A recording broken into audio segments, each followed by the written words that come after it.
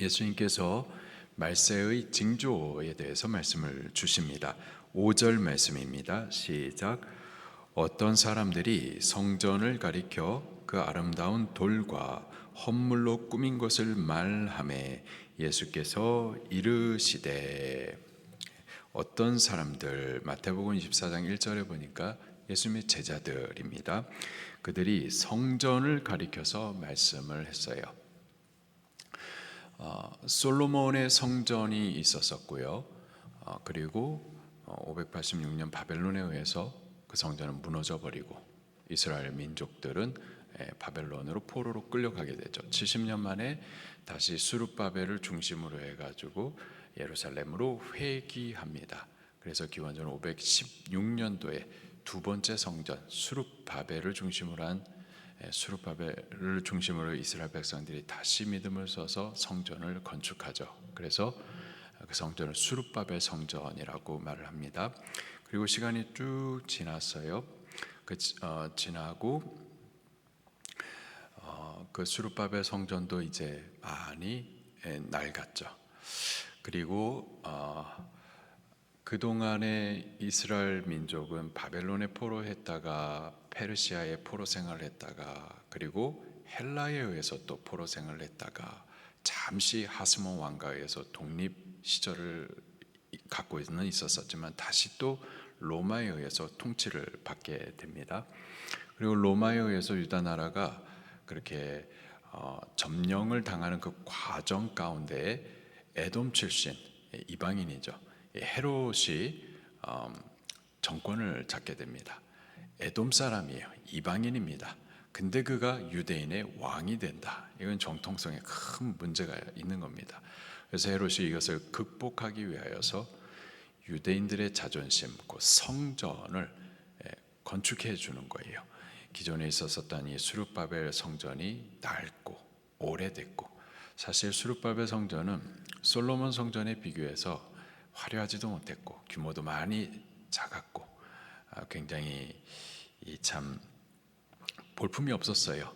그래서 솔로몬 성전을 기억하고 있었던 스룹바벨 당시의 노인들, 그들이 이 스룹바벨 성전을 보았을 때 마음이 많이 상했었고 울기까지도 했었습니다. 그렇게 규모도 작고 또 이렇게 화려하지 못한 성전, 게다가 이제 500년이 지나가지고 많이 낡아버린 이 성전. 근데 그 성전을 유대인들의 마음을 사기 위해서 헤롯이 재건축을 해 주는 겁니다. 중축을 해 준 거예요. 그래서 규모도 크게 또 화려하게 그렇게 건축을 해 주었었습니다. 기원전 20년부터 시작을 해가지고 예수님 당시에도 계속 재건축 중이었었고, 이 재건축이 다 완성된 때는 기원 후 63년, 그래서 총 83년 동안 오랜 기간 동안에 성전을 갖다가 아름답게 또 규모도 크게 화려하게 웅장하게 누가 보더라도 하나님 이곳에 충만히 임하실 것 같고, 그 건물만 보더라도 막 은혜를 받을 것 같고, 그렇게 건물 성전을 화려하게 지었었던 거죠. 그렇게 83년 동안 건축하고 나서 7년 후에 AD 70년도에 로마 장군 티투스에 의해서 무너져 버립니다. 그 성전이 무너지기 전에 아주 화려하게 건축되어지는 그 과정 가운데 예수님의 제자들이 예수님에게 그 성전을 가리켜서 했었던 말입니다. 뭐라고 그랬느냐? 그 아름다운 돌과 헌물로 꾸민 것을 보시옵소서. 예수님, 이 성전을 좀 보세요. 이렇게 화려하고 웅장하고 아름답고 보기만 해도 막 너무 은혜스럽습니다. 당시의 성전을 1세기 초기의 그 역사학자였었던 요세푸스의 기록에 의하면은 이 아름다운 돌이라고 말하는데 흰색 대리석으로 만들어졌었고요. 그리고 헌물로 꾸민 것이라고 말을 하고 있는데, 헌물들, 부자들이 많이 헌금을 했고 그래서 금, 보화 이런 것들로 아주 화려하게 장식을 했었었죠. 그래서 누가 보더라도 하나님 충만히 계실 것 같고, 누가 보더라도 이것은 거룩하게 구별된 곳이라고 생각을 했었던 거죠. 그렇게 화려한 성전을 보면서 예수님 좀 봐보세요. 너무 웅장하고 너무 거룩해 보이고 좋습니다. 그랬었던 거죠. 근데 이에 대해서 예수님께서는 6절에 이렇게 말씀하십니다. 시작. 너희 보는 이것들이 날이 이르면 돌 하나도 돌 위에 남지 않고 다 무너뜨려지리라. 겉으로 화려하고 웅장하고 거룩하고 영광스럽고 하나님 충만할 것 같은 이 건물 성전에 대해서 예수님은 때가 이르면 무너질 것이다 말씀을 하고 있어요. 여기 화려하고 웅장한, 그래서 하나님 충만할 것 같은 이 건물 성전, 이 성전은 사실은 열매 없는 무화과 나무와 같이 하나님 없는 그냥 건물이었었던 거고, 또 종교 지도자들의 그 외식, 그리고 많은 부자들이 자기를 나팔붓듯 그렇게 올렸었던 그런 헌금 등이 말해주고 있는 것처럼 겉으로 거룩하게 드러나는 외형적인 신앙을 상징한다고 볼 수가 있습니다. 많은 종교 지도자들 거룩해 보였어요. 말씀을 알지만 사실은 하나님이 그 안에 없었었고, 외형적인 거룩은 있었었지만 그러나 진실된 거룩의 능력들은 없었었던 자들이었었죠. 그 외형적인 신앙을 대표했었던 것이 바로 이 화려한 성전 건물이었었던 겁니다. 그 건물에 대해서 무너질 것이다. 마찬가지로 그런 겉으로만 거룩하게 드러나는 외형적인 신앙, 그것도 반드시 하나님의 심판을 받게 될 것을 함께 말씀하시는 겁니다. 그러자 제자들이 예수님의 말씀에 다시 말해서 성전이 무너질 것이다, 아주 충격을 받고서는 예수님께 또 이렇게 질문을 올립니다. 7절 시작. 그들이 물어 이르되 선생님이여, 그러면 어느 때 이런 일이 있겠사오며 이런 일이 일어나려 할 때에 무슨 징조가 있사오리이까? 어느 때 이런 일이 있겠습니까? 그때는 무슨 징조가 있겠습니까? 제자들이 예수님께 이러한 질문을 드릴 때에 전제된 생각이 있었습니다. 성전이 무너진다고? 아니, 하나님 거하시는 이 거룩한 성전이 무너져? 성전이 무너지는 날은 그건 세상 끝날이라고 생각을 했었던 겁니다. 말세, 종말일 것이다. 그래서 저들이 예수님께 성전이 무너진다고요? 그럼 그 날을 어느 때입니까? 질문했었을 때 성전과 함께 세상이 끝나는 이 말세 때가 도대체 어느 때입니까? 그리고 그러한 일들이 일어나는 징조는 뭡니까? 세상 끝날의 징조는 뭡니까? 이렇게 전제된 생각 가운데서 예수님 앞에 여쭈어 보았었던 거죠. 그리고 예수님께서도 그 부분에 대해서 대답을 해주시는데, 성전이 무너진 것과 세상 끝날을 분리하면서 말씀하시고 또 동시에 연결하면서도 말씀을 하십니다. 성전이 무너지게 될, 건물 성전이 무너지게 될 건데 그것은 또 곧 이루어질 가까운 미래의 사건이에요.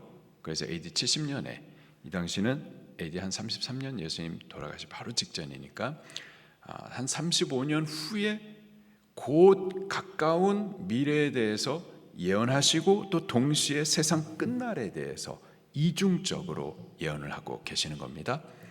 이중적으로 예언을 하시는데 곧 임박할 미래의 성전이 무너질 이것은 말세의 때의 예표이기도 한 거예요.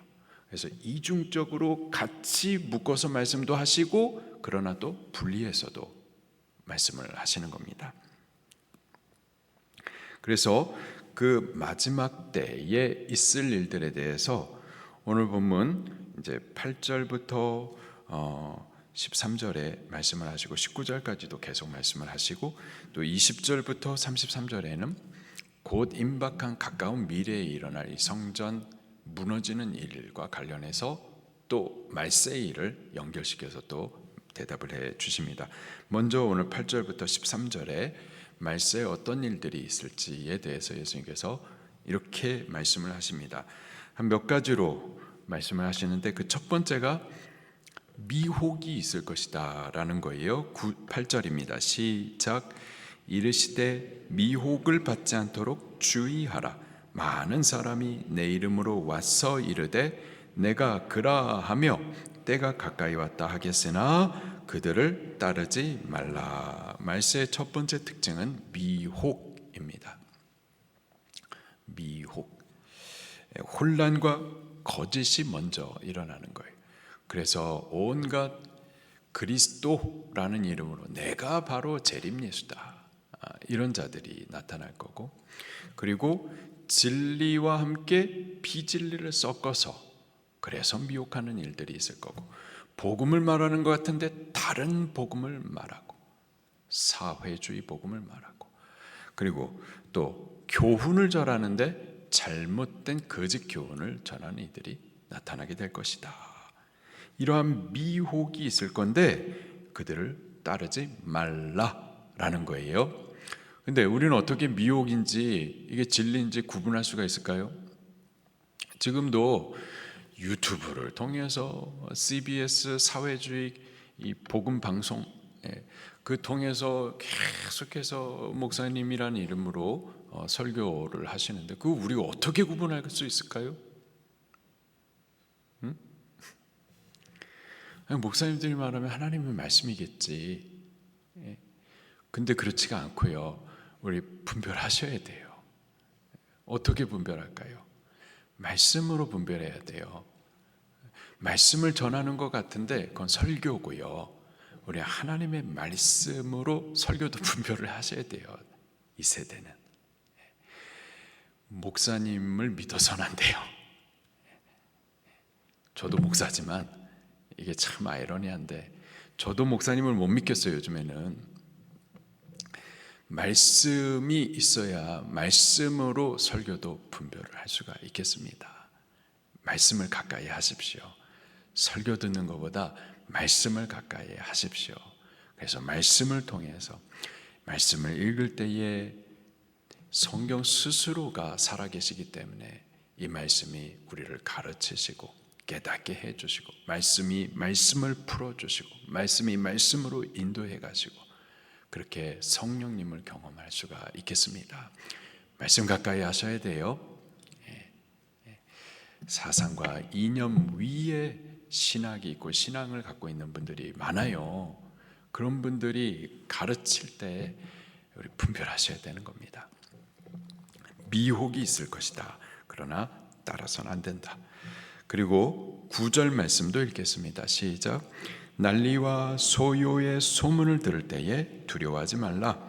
일이 먼저 있어야 하되 끝은 곧 되지 아니하리라. 난리, 곧 전쟁을 말하는 겁니다. 전쟁과 폭동 등이 일어날 것이다. 지금 온 세계가 그냥 어마어마한 일들이 벌어지고 있죠. 근데 말세 때 그런 일들이 있을 거라는 거예요. 그러나 그게 곧 끝은 아니다 라고 또 말씀을 하고 있어요. 끝은 아니니 그런 것들로 인하여서 또 두려워할 필요는 없다 말씀을 하십니다. 또 10절 말씀 시작. 또 이르시되 민족이 민족을 나라가 나라를 대적하여 일어날 것이다. 아주 국제적인 충돌, 세계 전쟁 등이 있을 것이다 라는 거예요. 또 11절 시작. 곳곳에 큰 지진과 기근과 전염병이 있겠고 또 무서운 일과 하늘로부터 큰 징조들이 있으리라. 큰 지진, 기근, 전염병, 하여튼 전 세계가 막 좀 이렇게 혼란이 있을 거고요. 또 그것뿐만이 아니라 하늘로부터 큰 징조가 있을 것이다. 우주적인 무질서들이 또 있을 거예요. 그게 뭔지 우리는 지금 정확하게 알 수는 없지만 충분히 두려워할 일들인 거예요. 무서운 일들이라고 표현하고 있는데 우리가 두려워하게 될 일들이 있을 것이다. 자, 그런데요, 12절에 예수님께서는 오히려 바로 이 부분을 더욱 강조를 하고 계세요. 12절 시작. 그러나 이 모든 일 전에 내 이름으로 말미암아 너에게 손을 대어 박해하며 회당과 옥에 넘겨주며 임금들과 직관자들 앞에 끌어가려니와. 그러나 이 모든 일 가운데 일어날 예수님의 강조하시는 부분이 뭐냐? 신앙에 대한 박해가 있을 것이다 라는 거예요. 내 이름으로, 예수님 이름 때문에 너에게 손을 댈 것이다, 박해할 것이다, 끌고 나갈 것이다, 이런 일들이 있을 거라는 겁니다. 자, 그런데 그것으로 인해서 우리가 또 두려워할 것이냐가 아니라는 거예요. 13절 시작.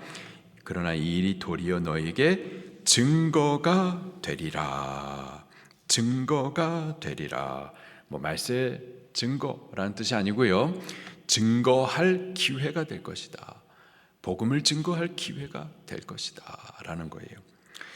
회당과 옥에 넘겨줄 것이고 임금들과 직관자들 앞에 끌려가게 될 것이지만 오히려 그때가 너희가 믿는 그 복음을 전해줄 기회가 될 것이다.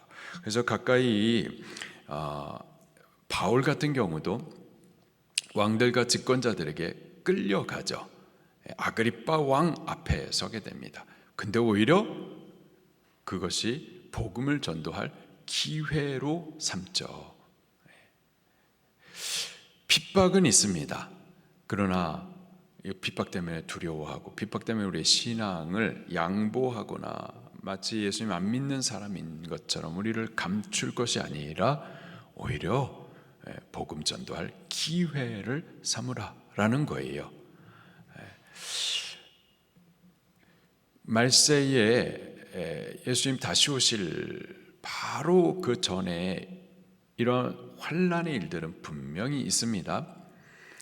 왜 이제 유다서 말씀 마지막 설교 이후에 요한계시록 말씀을 우리가 또 먹게 될 텐데, 긴장감이 있고요, 또 기대감도 있습니다. 설교를 준비하는데 저에게 있어서 이 요한계시록 말씀과 함께 우리 방주교회가 이제 말세를 준비하는 말세 교회로 또 다시 한번 이렇게 세워지게 될 줄로 믿습니다. 이 말씀 다시 예수님 분명 요한계시록의 말씀은 자꾸 우리가 두렵다, 7년의 대환란이 있을 것이다, 그래서 무서운 책 이게 아니고요. 요한계시록은 이 모든 것 이후에 우리에게 약속된 영원한 구원, 천국에 대한 약속이 이루어지는 영광스러운 말씀인 거예요. 근데 그 천국에 누가 가느냐? 참 성도가 가는 거죠. 근데 누가 참 성도냐? 그것을 가려내기 위하여서 환난이 있는 겁니다. 환난을 두려워할 것이 아니라 그 환난은 우리가 믿는 자, 참 성도라는 것을 증거할 기회가 되는 거예요. 그래서 여러 가지 환난이 있긴 있지만 바로 그때가 우리의 믿음을 하나님 앞에 증명해 보여드려야 할 기회인 거고, 또 환난은 있지만 바로 그때가 우리가 복음을 전도할, 증거할 기회가 되는 겁니다. 오늘 하루를 사는 동안에도 사실 지금도 말세와 같은 여러 가지 일들이 있고 지금도 우리 신앙에 대한 핍박은 있습니다. 그러나 이때 우리의 믿음을 하나님 앞에 입증해 보여드리고 또 바로 이때가 우리가 복음을 전도할, 증거할 기회로 삼아 그렇게 복음을 나눌 수 있기를 예수님 이름으로 축원합니다.